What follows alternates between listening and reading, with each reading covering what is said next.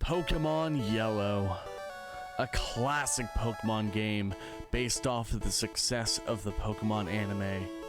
With various team changes to known characters and the introduction of new characters, such as Team Rocket's Jesse and James, this game can be slightly easier or more difficult depending on how you form your team, but with one major difference from the original Red and Blue, that being your starter Pokemon, Pikachu.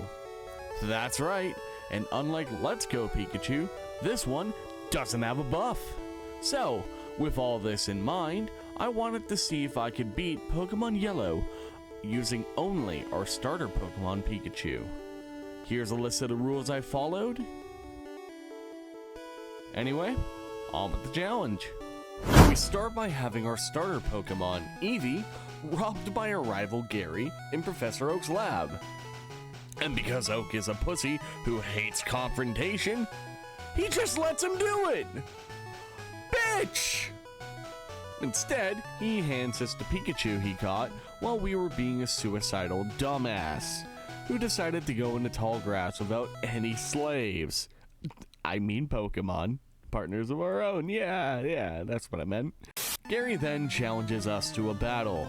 He sends in Eevee, which, fun fact, will evolve based on the first two rival battles. If you win both the battles, he'll have a Jolteon. But if you win one battle and lose the other, he'll have Flareon. And if you lose both, the game decides to pity you by giving him Vaporeon. Anyway, after much back and forth, we take out his Eevee with only 2 HP remaining. Well, he definitely isn't getting Vaporeon now. You're welcome, Gary. Now you won't have to suffer all the Vaporeon internet porn.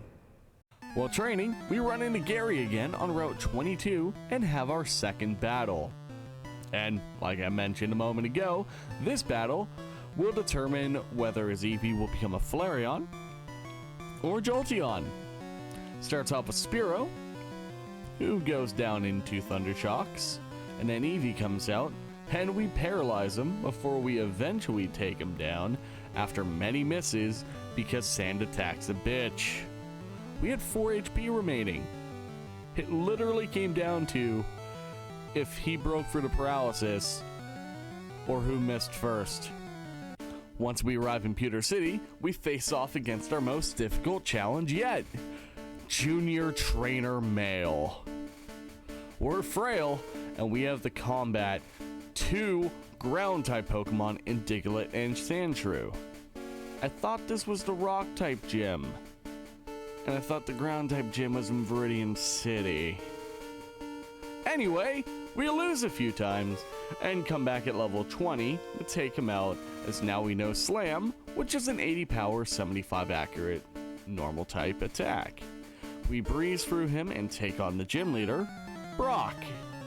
Now, normal type attacks don't deal much damage, and our defense stat is just a measly base total of 30. So yeah, we're frail as hell. So with this in mind, I set up 6 double teams and then drop his Geodude's defense using Tail Whip 3 times before going for a Slam, getting the one shot. Onix is next, and I go for a Slam immediately just to see how much damage I actually can do without using Tail Whip. I get lucky and a critical hit takes a quarter of his HP down. However, next turn, I start to use Tail Whip again. He starts to use Screech. This can get pretty bad if we aren't careful. However, Slam's accuracy is bad, and it's the only attacking move we know that can deal damage to Onix. So, naturally, we start missing a lot. But we get lucky taking him down, winning us the Boulder Badge. That was a real bad fight. Screech dropped our already piss poor defense down to -2, and he'd begun to set up Bide by the end. Oh boy. Our next major hurdle is Mount Moon. On our way through, we grab the Helix fossil and get jumped by Jesse and James. But after making short work of them, we're free to travel down a mountain to Cerulean City. before heading into Misty's gym, I decide to be a genuine asshole and learn Thunderbolt, which is a 95 power, 100 accuracy electric type attack. This is miles ahead of Thundershock, which only had a power of 40. Anyway, we then enter the Cerulean City Gym and decimate Misty, Staryu, and Starmie in one Thunderbolt each, earning the Cascade badge.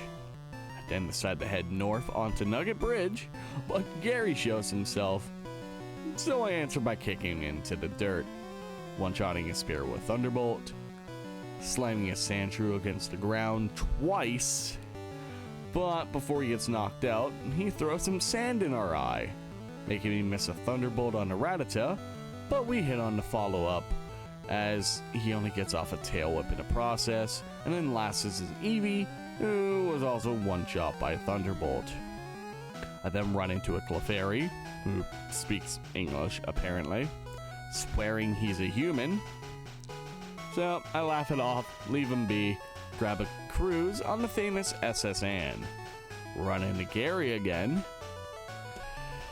and because he ruined my vacation, I murder his Rattata. That'll teach you, you prick. After that, the captain teaches me how to cut those who wrong me. Primarily trees that are in the way around the region. Something tells me the captain isn't a fan of team trees. Anyway, I then enter the Vermilion City Gym, which, by the way, has the worst fucking goddamn gym puzzle in all of Pokemon. Anyway, he only has a Raichu, but god damn is it a high level for this stage in the game. Anyway, we set up 3 double teams and 2 tail whips before getting off 1 body slam to take him out and get us the Thunder Badge. After traversing through the empty void that is the Rock Tunnel, we arrive in Lavender Town, where I check out the tower and run into Gary again. He's pissed off that we're interrupting the morning of his weak and pathetic Rattata, and demands that he battles me. Alright, Junior, just remember what happened last time. I take down a sphere on 1 Thunderbolt. Next is a Shelter, who also got taken up by 1 Thunderbolt. Third was Vulpix, who, you guessed it, was one-shot by Thunderbolt. Sandshrew was 4th, and alright, time to change of plan. Yeah, you're going down in 2 seismic tosses, bitch. Getting off a slash in the process, though. And last was Eevee, who also went down to 2 seismic tosses, missing a growl in the process. While on my way to Celadon City, I got some guards to the gates of Saffron City, drunk, with some premium aged sake. With these dirty deeds, which were done dirt cheap, out of the way, I don't know how a 10-year-old got a hold of premium aged sake, let alone dirt cheap. I raided Erica's gym. She starts off with Tangela, who tanks a body slam, but is paralyzed in the process. I then start to set up double teams, and she starts to drain my HP. By the time I attack the Tangela again, I'm at 45 HP. She then uses a few super potions before Tangela finally goes down. At this point in the fight though, it's a breeze as I never get hit again. Weeping Bell misses a sleep powder, and Gloom misses acid and sleep powder, which earns me the rainbow badge. I then break into the Mafia's hideout, getting a black mark in the process, and take out their leader Giovanni, stealing the self-scope in the process. Ah! So that's how a 10-year-old got cheaply priced premium aged sake. Makes sense. I then head back to Lavender Tower, beat the shit out of a poltergeist, and receive the Poke Flute from Mr. Fuji. Heading west to Celadon, and I beat the shit out of Butterbean. And then booked at the Fuchsia City because I'm terrified. Against Koga though, we're finally underleveled. On our first attempt, we took out 2 of his Venonats before getting taken out, and on the second attempt, we got Toxic stalled immediately, which is an obvious run killer. Third attempt, we got to his final Pokemon, Venomoth, who took us out. Alright, we need to train a bit more. We're way too frail for this as of right now. I come back at level 50 and try again. Right off the start, we get hit by Toxic, dooming the entire run. However, we were inches from victory, as his Venomoth had what looked like 1 HP remaining. Alright, we can do it if we just don't get hit by Toxic. So, I try again, and I don't get hit by Toxic. In fact, his Venonats were barely a problem at all. However, one of them used Psychic, which spooked the hell out of me, and is just... no! However, when his Venomoth comes out, Generation 1's AI decided to show itself in full fury. Kogi used nothing but X attacks, so we just got the win in 2 body slams, earning us the soul badge. The fuck, Koga? We take these. I surf on down to Cinnabar Island and go take on Blaine. But first, I have to grab the secret key from inside the Pokemon Mansion, as his door to the gym is locked. Then it's time to take on Blaine, who is notorious for being the absolute worst AI trainer in the entire franchise. So naturally, we win first try with 0 problems. Right? Right?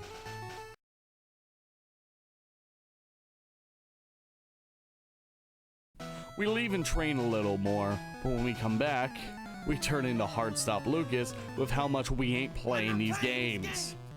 We set up 6 double teams before we start attacking. We almost take down his Ninetales with 1 body slam as we get hit by Confuse Ray. And I shit you not, our confusion luck is so bad that we hit ourselves 3 times in a row, taking us down to 38 HP before we finally break out of the confusion and take out his Ninetales. Rapidash is next, hits us with a takedown, bringing us to 7 HP before taking it out. And last is his Arcanine. We do a quarter of his HP with Thunderbolt, but luckily, he never hits us due to the max evasiveness. So we end up taking him out, winning us the fight, and getting the Volcano badge. Fuck you, game. Fuck you. Our next fight is against a rival in Silphco. And this was a breeze. Sandslash gets off a Poison Sting before going down into Seismic Tosses. Ninetales gets off a Quick Attack before going down to 2 Body Slams. Cloyster just goes down to 1 Thunderbolt. Kadabra just a 1 Body Slam. And then last is Jolteon, who gets off a Pin Missile before going down to 2 Body Slams. Then it's time for Giovanni, and goddamn did we just kill this man. Nidorino goes down to 1 Thunderbolt, Persian to 2 Seismic Tosses, only using a Guard Spec. Idiot. Rhydon gets off a Horn Attack before going down to 2 Seismic Tosses. Nidoqueen is last and gets off a critical and a normal scratch before going down to 2 Seismic Tosses, winning us the fight. Now on to Sabrina, and this fight was easy. Her team is incredibly physically frail, so we just spammed Body Slam, knocking her entire team out in 1 hit, except for Alakazam, who hit 1 Psy Wave, which took us down to 80 HP before going down to a second. Oh, okay. Anyway, we earned a Soul Badge. 1 gym left. Viridian City Zone. Giovanni! Wait, what? He starts off with Dugtrio, and oh my god, does Dig do a lot! We knock it out, as well as his Persian, who was just annoying using Double Team and Screech. And then his Nidoqueen takes us out with Earthquake. I try again at level 62, and I immediately set up 3 double teams, take out his Dugtrio without getting hit once. His Persian hits a critical slash and 2 Fury Swipes, one of which being a critical, before going down, leaving us on 4 HP, which turns into 7 as we level up.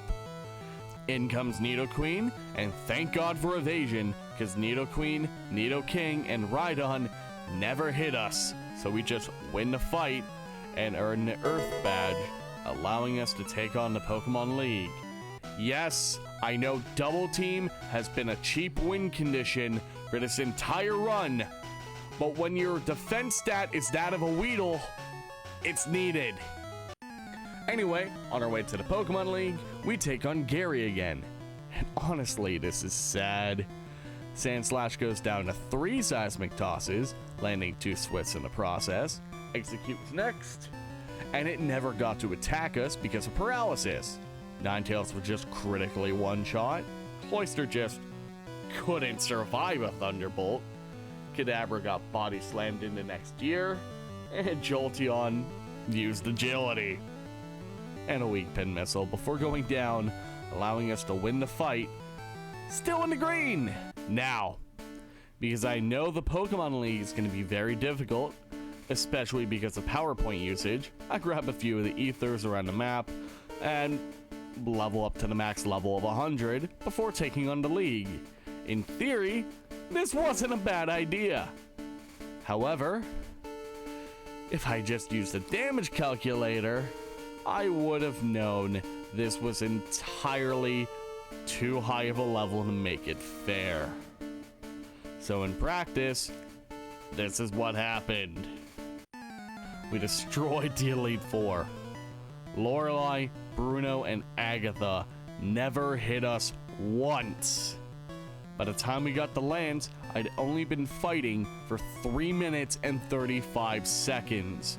I basically one-shot everything in there, or they just didn't fight back. Anyway, Lance was the first league member to actually hit us, which was only once, as we one-shot his entire team except for his first Dragonair, which only used Slam, taking us from 257 HP to 193, taking the Elite Four out in a measly 4 minutes and 52 seconds. Fun fact, our longest fight was against Bruno, and our shortest was against Agatha, who beat Lorelei by 1 second. Champion Gary time, and this fight was actually a fight. He started off with Sandslash, who landed a massive Earthquake, taking us down to 93 HP immediately, before going down to 2 Seismic Tosses. Alakazam was next, and he went down to 1 Body Slam. Executor was third, who got off a Leech Seed before going down.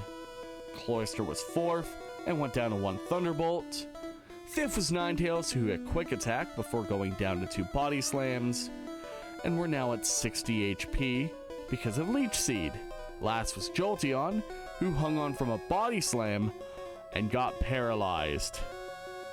And because he was fully paralyzed, we got lucky, hit our second Body Slam with only 44 HP remaining, winning us the fight and winning us the run.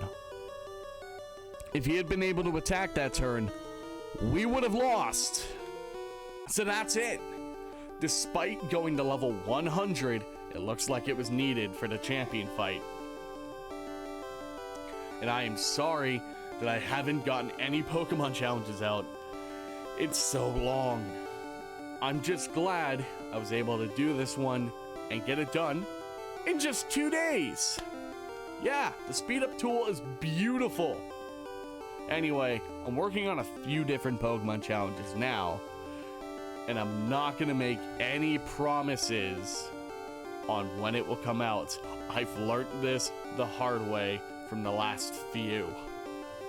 Anyway, if you enjoyed the video at any point, I'd appreciate it if you would like the video, subscribe, share it around, and ring that noti bell on the subscribe button as well. It would really mean a lot. And again, not going to promise when the next video is coming out, but I will see you in the next video, hopefully sometime shortly. Have a good one.